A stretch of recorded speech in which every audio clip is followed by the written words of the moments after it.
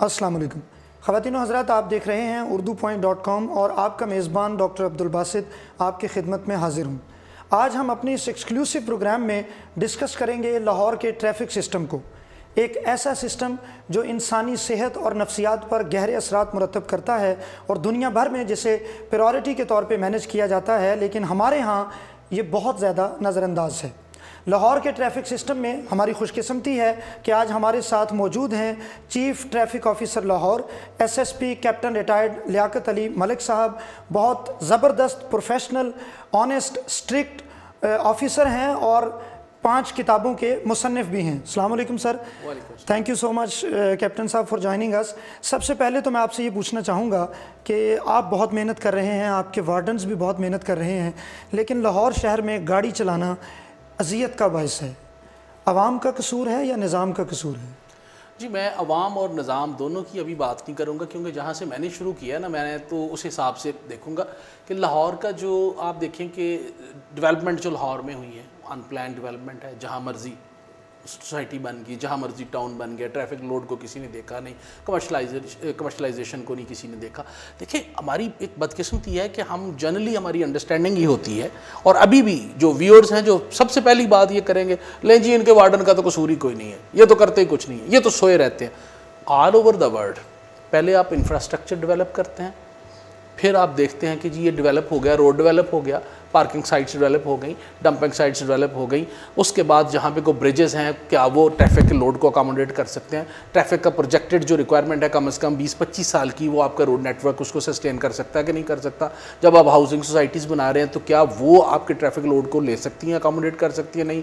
कहीं ब्रिज बना रहे हैं वो ले सकता है। कमर्शलाइजेशन कहीं कर रहे हैं तो क्या अगर एक बिल्डिंग को आप कमर्शलाइज कर रहे हैं तो क्या जो बायलॉज हैं आपके, मसलन अभी हमारे बायलॉज ये कहते हैं कि अगर कहीं कोई आपने कोई एजुकेशन इंस्टीट्यूट की परमिशन देनी है 2000 स्क्वायर फुट के अगेंस्ट आपने एक कार की परमिशन देनी है, जबकि यहाँ 6000 स्क्वायर फुट पे यूनिवर्सिटियाँ बनी हुई हैं और 2-2 हज़ार मोटरसाइकिल रोड के ऊपर खड़ी है। पेरेंट्स पिक एंड ड्रॉप के लिए भी मेरा और आपका रोड इस्तेमाल कर रहे हैं, तो वो एक इशू है। 1772 स्क्वायर किलोमीटर का एरिया लाहौर का, 1300 किलोमीटर का रोड नेटवर्क है, 5.8 मिलियन रजिस्टर्ड गाड़ियां हैं, 1 मिलियन के करीब अनरजिस्टर्ड गाड़ियां हैं, 1 मिलियन के करीब डेली बाहर से आ रही हैं और जा रही हैं, जबकि आप एंट्री पॉइंट्स देखें कितने हैं। रोड नेटवर्क वो 1947 में जो था उससे भी श्रिंक कर गया, क्योंकि अभी इंक्रोचमेंट बढ़ गई है। हर बंदा, आज भी 2 एहतजाज में देख के आया हूँ कि जो ट्रैफिक के अगेंस्ट थे, किस लिए? क्योंकि ट्रैफिक वालों ने उनको कहा कि जी आपने इलीगल पार्किंग हमने नहीं होने देनी यहाँ पे, फिर लोग स्टे ले लेते हैं, लोग एहतजाज करते हैं। फिर ठीक नहीं होना सिस्टम ठीक देखें आप, यू आर एक्सपेक्टिंग कि जो फैसल चौक पे एक वार्डन है वो सिस्टम ठीक करे, आप उसको नहीं पूछ रहे कि 13,500 गाड़ी एवरेज पर आवर गुजरती फैसल चौक से। अगर फैसल चौक में टीचर बैठ के उसको ब्लॉक कर देंगे तो वार्डन क्या करेगा? It is not the warden, ये को 25 महकमे हैं जो मिलकर काम करेंगे तो फिर ठीक होगा। मसलन मैं आपको 3 एग्जांपल्स देता हूँ।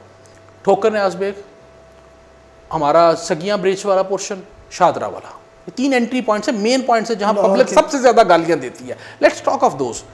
आप जब शादरा से आते हैं, this is the pathetic arrangement, engineering arrangement, मेरा ख्याल है उसको साइट किया जा सकता है क्लासिकल एग्जाम्पल के तौर पे।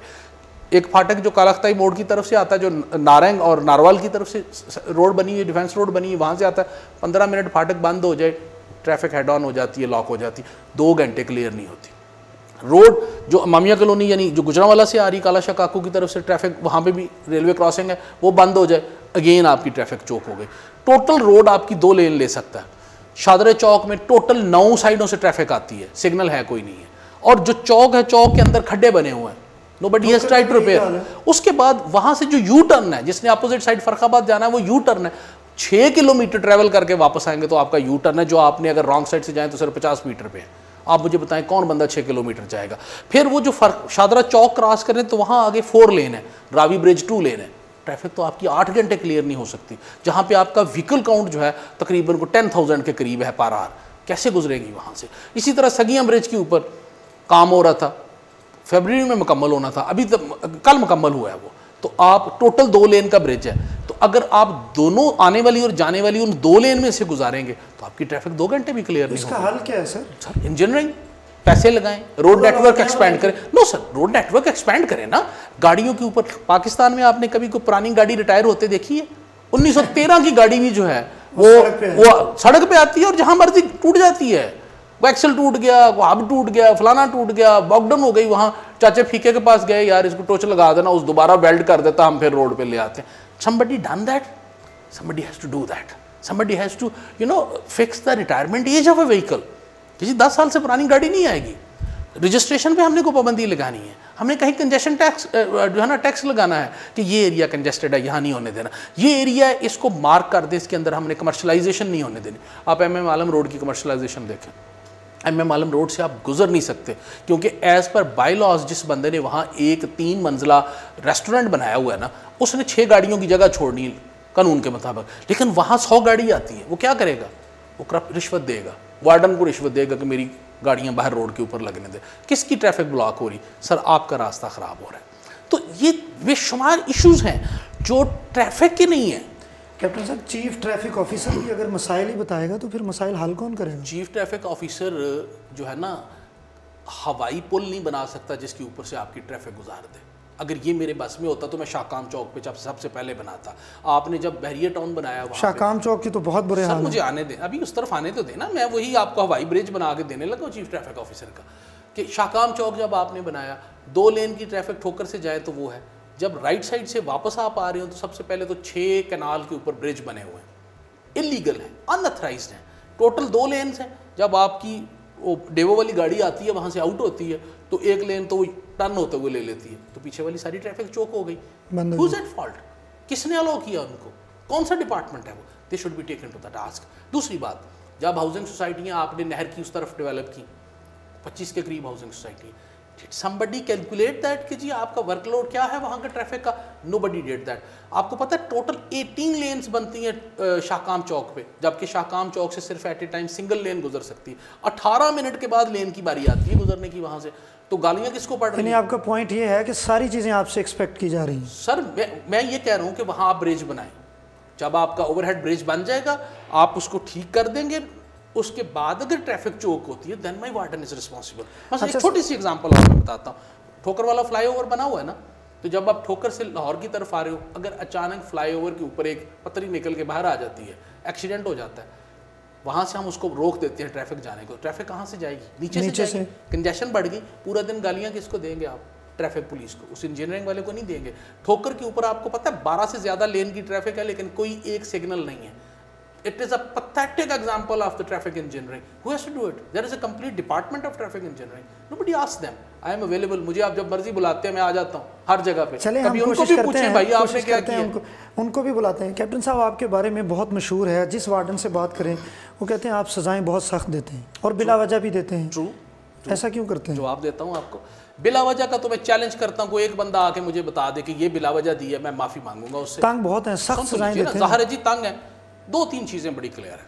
नंबर 1, कोई बंदा ऐसा है वो मुझे आके ये कहे कि सर मैंने रिश्वत नहीं ली थी लेकिन आपने मुझे डिसमिस कर दिया, तो सर मैं माफ़ी मांगूंगा। जो बंदा पैसे लेता है मैंने उसको पैसे नहीं लेने देने। नंबर 2, जो ड्यूटी नहीं करता, मतलब एक बंदा ऐसा है जिसने एक ऑनरेबल कोर्ट में 3 दफ़ा मेरे खिलाफ पिटीशन इस बात पे की कि वो हर दफ़ा गैर हाजिर होता है तो वापसी के लिए मेरे पास नहीं आता, पिटीशन करता है कोर्ट में, सुपीरियर कोर्ट में। और क्या करता है वो? उसकी टोटल सर्विस में 567 डेज की एब्सेंस है, तकरीबन 2 साल बनती है। 567 डेज FIR उसके ऊपर दर्ज हुई है, करप्शन के चार्जेस की FIR दर्ज हुई है।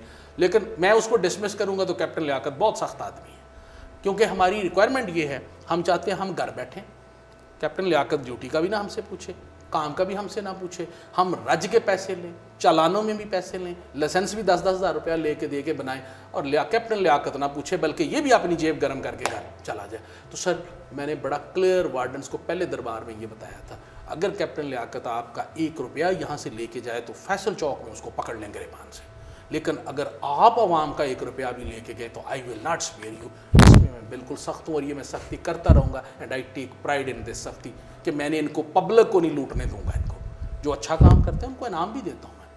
मैं चैलेंज करके कहता हूँ, मैंने अपने टेन्योर में मैक्सिमम इनाम दिए हैं लोगों को, लेकिन जो करप्ट आदमी है उसका हम चल ही नहीं सकते इकट्ठे। अच्छा सर, आपने लाइसेंस की बात की, हमारे मुल्क में सबसे आसानी से लाइसेंस मिलता है, इस सिस्टम को बेहतर करने के लिए कुछ आपने किया है? Sir we have done that sir. छोटे छोटे जो करप्शन की चीज़ें थी ना वो हमने प्लग की हैं। सबसे पहले फ़ाइल देने में प्रॉब्लम होता था, एजेंटों से जाके लोग डील करते थे। पहले दिन हमने 4,62,000 वाला एक बंदा पकड़ लिया, जिसकी दराज में से मैंने रिकवर किया, उसके ऊपर FIR दर्ज 4,62,000 जी सर। और उससे 28 ID कार्ड जो उसने अपनी ड्रॉर में रखे हुए थे, जो एजेंटों के जरिए लिए हुए थे और उसमें करप्शन होती थी, वो मैंने रिकवर की, उसके ऊपर FIR दर्ज करवाई। जो फाइलें एजेंटों से लोग लेते थे 100 की, 200 की, 500 की, मैंने फ्री ऑफ कॉस्ट 1.5 लाख के करीब file free of cost print करवा के तमाम सेंटरों में रखवा दी। मैं आपके इस चैनल के तवसत से, कैमरा के तवसत से बताना चाहता हूँ लोगों को, खुदारा एजेंटों को पैसे ना दें, फोटोस्टेट वालों को पैसे ना दें। फ्री ऑफ कास्ट फाइल मौजूद है, वो फाइल लें, उसको फिल करें और जमा करवा दें। मैं चैलेंज कर रहा हूँ, कोई एजेंट आपका लाइसेंस नहीं बनवा सकता। नहीं, ये तो आप प्रोसेस की बात कर रहे हैं, आपने प्रोसेस फॉलो करके लाइसेंस है वो उसके कोई एग्जाम नहीं होता, कोई थ्योरी का एग्जाम। नो सर, मैं बताता हूँ। देखें, 2-3 चीज़ें हैं। इफ़ इन दिस जो अभी जिस टाइम फ्रेम में से हम गुजर रहे हैं, अगर अभी आप ये चाहते हैं कि असी उन्होंने गत्ता दे के कापी दे के बिठा दी है कि जनाब है 15 सफ़े का पेपर है, तो पेपर फिल कर रहे हैं, तो शायद ये प्रैक्टिकल नहीं है जितना वर्कलोड है। हमारे 18 सेंटर हैं, जिनमें से 3 हमारे टेस्टिंग सेंटर्स हैं। उसमें हम ये करते हैं, अभी हम उसको भी डिजिटल करने के लिए जा रहे हैं कि आपका इसी तरह एक बोर्ड हो, डिजिटल बोर्ड हो, उसके ऊपर एट रैंडम साइन आए, आप साइन को क्लिक करते जाएं और जो आपके वो साइन बनते हैं, आपका आखिर पे ऑटो जनरेटेड रिजल्ट आ जाए, पास है या फेल है, तो वो आ जाए। अभी हम मैनुअली पूछते हैं, उसमें जो पास होता है उसको पास करते हैं, जो फेल होता है फेल करते हैं। उसके बाद हम उसका फिजिकल ड्राइविंग टेस्ट लेते हैं। ड्राइविंग टेस्ट लेके उसकी हम वीडियो रिकॉर्डिंग करते हैं और उसके बाद उसको हम लिंक करके आगे जो है ना सिस्टम में भेज देते हैं। और इस वक्त हमारा जो ड्राइविंग लाइसेंस की डिलीवरी का रेट है 97% है विद इन 24 आवर्स। जो लाइसेंस 97% लाइसेंस आपके घर पहुँचते हैं। नहीं पहुँचते, मेरे दफ्तर से रब्ता करें, विल मेक इट श्योर कि आपके पास पहुँचे। मैं डेली उसकी डायरी को चेक करता हूँ। कैप्टन साहब, जितने हादसात हमारे हॉस्पिटल्स में आते हैं, मैं चूँकि हॉस्पिटल में काम करता हूँ, 90% मोटरसाइकिल वाले होते हैं। उनकी कोई लाइन नहीं है, कभी वो राइट साइड पे चल रहे हैं, कभी लेफ्ट साइड पे चल रहे हैं, वो ऐसे चलते हैं जैसे कोई गेम शो चल रहा है। पहले हेलमेट की बात कर लेते हैं। और हेलमेट की एकदम कभी वेव आ जाती है और कभी अभी वेव चल रही है ना, 22 जून 2018 से तो वेव चल रही है ना, अभी वेव नीचे नहीं हुई, ठीक है ना, अभी वो टाइट पे ही है, ठीक है। पॉइंट ये है कि जब हमने हेलमेट पहनवाना शुरू किया, तो अगर आप हेलमेट पहनेंगे तो ज़ाहिर है जेल लगे हुए आपके बाल तो ख़राब होंगे, मेकअप में भी इशू आ जाएगा, लेकिन सारा आपका फटने से बच जाएगा। उसकी गालियाँ किसको पड़ी? हमें।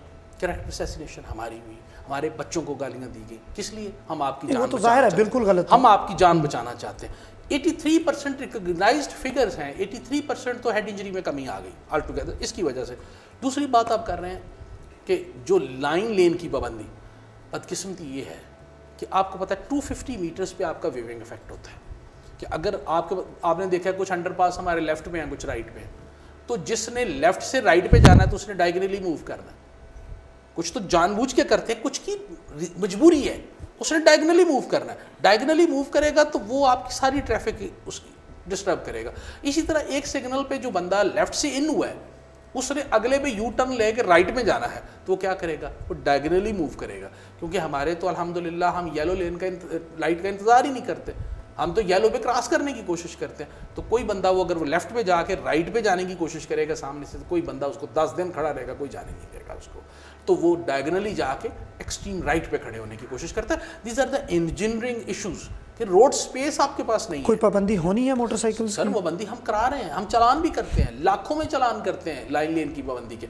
अभी हम इंशाल्लाह यकम है, जब ये बच्चों को स्कूल से छुट्टियां हो जाएंगी ना, जिस तरह हमने हेलमेट वाला पहले किया, हम लाइन लेन को लेके जा रहे हैं इंशाल्लाह। बहुत सारे लोग जो हमारे अफलातून और अरस्तू हैं ना, जो सोशल मीडिया के, वो हमें सजेशंस देते हैं, आप स्विट्ज़रलैंड वाला माहौल क्यों नहीं कर देते?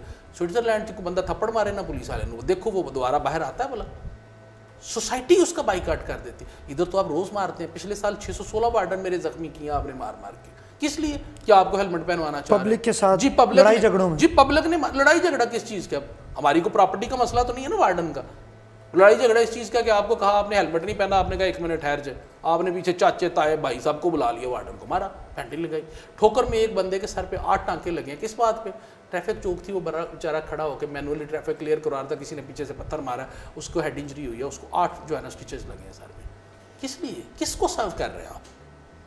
माय पॉइंट इज कि आप बहुत सारे इश्यूज हैं जो इंफ्रास्ट्रक्चर, जाहिर है पब्लिक एटीट्यूड बेहतर होगा एटीट्यूड तो फिर ही सिस्टम बेहतर हो सकता है। पब्लिक क्या डिमांड करती है, आप मेरे से क्या डिमांड करते हैं? आपका बेटा है, वो घर से निकला है, वो उसने पीछे मडगार्ड भी उतारा हुआ है, वो व्हीलिंग भी कर रहा है, लेकिन आपने अपने बेटे को नहीं पूछना, ट्रैफिक वार्डन का कसूर है। तो ये हम अगर लाहौर की 11.5 मिलियन की पॉपुलेशन है तो उसके साथ एक एक बंदा हम नहीं लगा सकते। अच्छा सर, आपका एक वार्डन जो है वो एक दिन में 8 घंटे की ड्यूटी करता है, बाहर रोड पे खड़ा होता है, इस दौरान उसे कोई पानी, कोई फैसिलिटी या कोई हेल्थ की फैसिलिटीज़, इस बारे में आपने कुछ सिस्टम वजह किया है? Have you given anything? Thank you very much, this is the answer. लेकिन सर आपसे तो हम एक्सपेक्ट करते हैं। मेरे से एक्सपेक्ट क्या करते हैं? मैं अपनी जेब चो काट के तो दे देने उन्होंने। मैं I am not a billionaire person कि I can do that at my own. और दूसरी बात, लाहौर में हमारे 64 ऑफिसेज हैं, आउट ऑफ 64 11 सिर्फ प्रॉपर बिल्डिंग्स में, बाकी तो अल्हम्दुलिल्लाह मेक शिफ्ट है। कोई सीढ़ियों के नीचे है, कोई मेट्रो के नीचे है, कोई कहीं है, कोई कहीं, तो उनके लिए तो खड़े होने की जगह नहीं है प्रॉपर। हमारे पास फीमेल स्टाफ था, हमने उसको रोड्स पे खड़ा किया था कि फीमेल्स के साथ वो इंटरेक्ट करेंगे। क्या हुआ? आपके बड़े बेहतरीन अच्छे लोगों ने जो इतना क्लासिकल क्रिटिसिज्म करते हैं घर बैठ के 16 डिग्री टेम्परेचर में, किसी ने उनके पाँव में पटाखे चला दिए, मारे, किसी ने रिपोर्ट हुई, किसी ने मोटरसाइकिल का सिलेंसर लगा दिया, वो जला दिया उसको, किसी ने और बदतमीज़ी की, किसी ने हूट किए, बेहुदा गालियाँ निकाली, हमें उनको शिफ्ट करना पड़ा दफातर में। तो if you will extend this treatment to us, to the people who are standing on the road, तो फिर आप क्या एक्सपेक्ट करते हैं? आप मुझे ये बताइए, जो वार्डन सड़क के ऊपर खड़ा है वो क्या, अगर वो आपको हेलमेट पहनने का फ़ायदा कह रहा है तो किसका फ़ायदा है? सर आपका फ़ायदा, आप मरने से बचें। नहीं, वो तो अगर सीट बेल्ट बांधने का कह रहा है तो आपको बचाने के लिए कह रहा है। अगर वो सिग्नल जंप ना करने का कह रहा है तो आपको बचाने के लिए, तो उसका हमें आप रिजल्टेंटली हमें सिला क्या दे रहे हैं? पत्थर मार के सिर फाड़। सर आपसे ये था कि जो आपके ट्रैफिक वार्डन्स हैं उनके हेल्थ सिस्टम को, उनकी डिजीज़ को, सर उसके बारे में कोई तजावीज़, कोई? जी सर, हेल्थ कार्ड का जी साहब कोशिश कर रहे हैं कि इनका हेल्थ कार्ड का एक हो जाए ताकि इनकी सेहत का कोई प्रॉपर को अरेंजमेंट हो। हमने अनऑफिशियली अपनी पर्सनल कैपेसिटी में कुछ हॉस्पिटल्स के साथ बात की कि हमारे वार्डन्स को ट्रीटमेंट के लिए इनको कोई फैसिलिटेट किया जाए, इंडोर ट्रीटमेंट में कुछ कंसेशन दी जाए, आउटडोर के लिए कंसेशन दी जाए, इवन फार्मेसी में कुछ कंसेशन दी जाए। इसी तरह क्लिनिकल जो उनके लैब टेस्ट हैं उसके ऊपर हमारे वो उनको कोई जो है ना वो दी जाए, कंसेशन दी जाए। उन्होंने कुछ एग्रीमेंट्स भी उनके साथ किए, लेकिन ये चीज़ें स्टेट लेवल पर होने वाली, ये इंडिविजुअल कैपेसिटी पे हो के अगर हम कहें कि चीज़ें ठीक हो जाएंगी तो शायद ये पॉसिबल ना हो। जाहिर है एक फर्दे वाहिद तो ये स्टेट लेवल पे देखना पड़ेगा, ये नहीं कर सकता। Captain retired Liaquat Ali Malik, chief traffic officer Lahore, हमारे साथ मौजूद थे। उर्दू पॉइंट पे आप देख रहे थे ट्रैफिक सिस्टम के बारे में। उन्होंने बहुत खूबसूरत बातें की इस पैगाम के साथ कि जब तक हम खुद अपनी फ़ोर्स का, अपने ट्रैफिक वार्डन्स का एहतराम नहीं करेंगे, उनकी बातों का एहतराम नहीं करेंगे और अपने रूल्स को फॉलो नहीं करेंगे, ये ट्रैफिक कभी बेहतर नहीं हो सकती। आपके फ़ीडबैक का इंतज़ार रहेगा। अपने मेज़बान डॉक्टर अब्दुल बासित को इजाज़त दीजिए। अल्लाह हाफ़िज़।